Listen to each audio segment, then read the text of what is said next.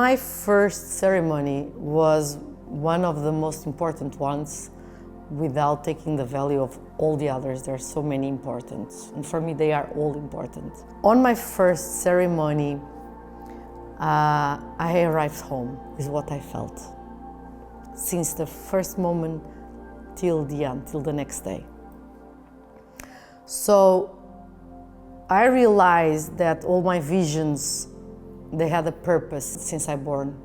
What I was perceiving about reality, all these gifts, sensibility, they were a gift, and I really realized that there. And I could see what was going on without any proof.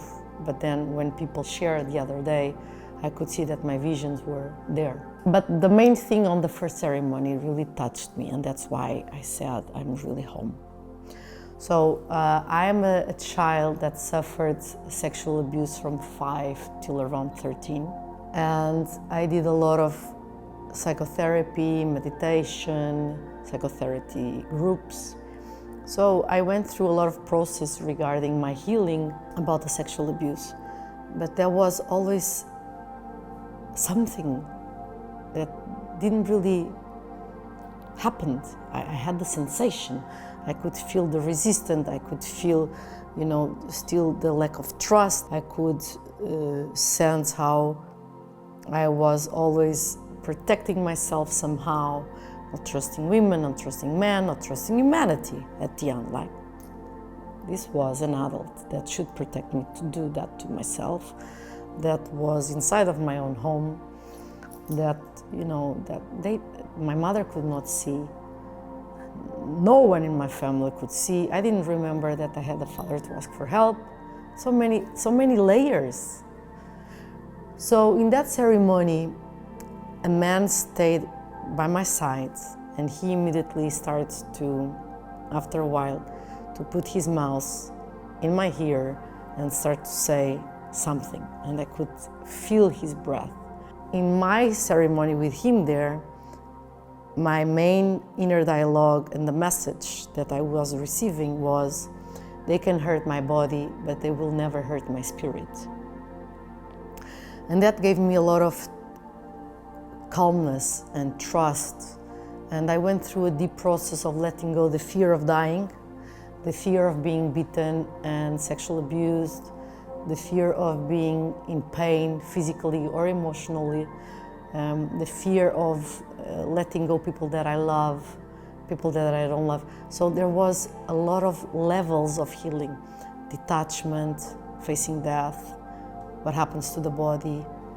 And I could connect that my soul and my spirit are immense and much bigger than this life here experience. Of course, through trauma, we can say that, yes, this is a way of surviving, so you avoid the trauma. I don't believe so. So I could see all these layers of conditioning and pain and trauma being, just being integrated and melted. And I felt how my body was responding, relaxing. And it was in that moment that this man just jumped on top of me and started to try to kiss me. And in a ceremony, you never touch, you don't speak with each other. And this is sad, and this really, sustain the safetiness of the ceremony. But this man that did this to me in the first ceremony. So I still feel, my heart now vibrating. And, vibrating is not a fear or that situation is there. It's like of deep gratitude that I went through this. Because it was the first time in my life that I grabbed that man and I could punch him, hit him, bite him. So what happened to me in that ceremony, for the first time, I could defend myself from a man. I recovered that little girl that could not defend herself. I felt a power in my arms and in my legs, a rage, at the same time, a rage in a peaceful way, that I had the right to defend myself. I had the right to say no. And I was having years of therapy. I knew it by mind. I knew it rationally. I cried a lot, so many times. I even forgave him before the ceremony. But to recover the power, the ability to say no, the strength, I was surfing huge waves. I didn't feel fear because I had to block fear to survive.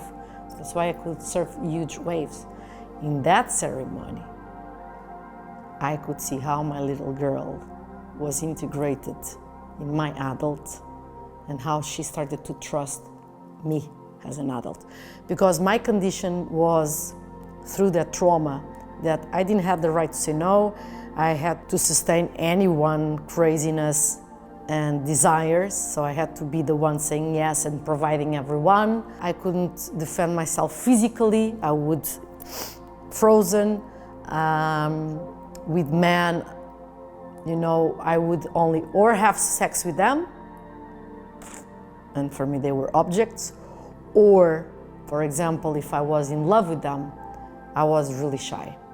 I saw in that ceremony how that totally transformed. And I saw my life after the ceremony. There was a life after ceremony with so many retreats, with so many therapy, with so many hours of meditation. So the mind, the physical body, the emotional body, my spirit, detaching of the fear of dying, the fear of pain, it came to, aligned. And I saw how I started to say no, and how I started to calmly say, I don't like this is my limit, you don't have the right, or sorry, this is what I want. But in a way that all these years of therapy, they were helping me a lot. And I was conquering, but there became really integrated. So I became really much more whole. And I felt a lot of peace with myself. I couldn't even feel nothing about that man, only honestly, like, oh my God, this person needs help. This is what I felt from my stepfather. This man needs help. They are really sick people. And it's not that I would like to go through again. No, I would not like to go through. No one should go through. But that experience, being sexual abused, going all these years from this trauma healing into consciousness, where psychedelics had a really important role, made me who I am. This deep compassion for suffering, understanding suffering, being there with people when they are suffering, knowing that it's possible to heal and to receive our life back, to conquer that dignity, integrity, power, authentic communication, not being ashamed, not being afraid, working with that, being able to have our sexual life back, being free in that, not being afraid of being sensual because we can be sexual abused, knowing how to behave when we don't know, when we want to be protected and not being seen to. We have the right, even that we don't want to be seen in certain moments. So honestly, I'm deeply grateful to that first ceremony. And when I saw that, I think many people could be afraid and never want to come back. For me, it was the opposite. I said, I'm home. Finally, I found my place. This is where I want to be. And I really felt the healing. I said, wow. And my relation with my kids, with the woman that I was and I became, the way I related even in a deeper way with men, with my mother, changed totally. I became much more authentic, and I felt the liberation of the trauma from the body, not only mentally and emotionally. My body gained different harmony, different ways of moving, not being afraid to expand, to show who I am. that till then I was really hiding many times. I was afraid that if I would be myself, because I'm a person, I'm alive, I have something to say, I can express my ideas. If I would be myself, that I would be attacked. Sexually, criticized, judged is what I felt all the time. No, don't be who you are. Stay low. Play less, play low. Don't show yourself. Don't express your opinions. And that was a big difference for me. I started really to come out.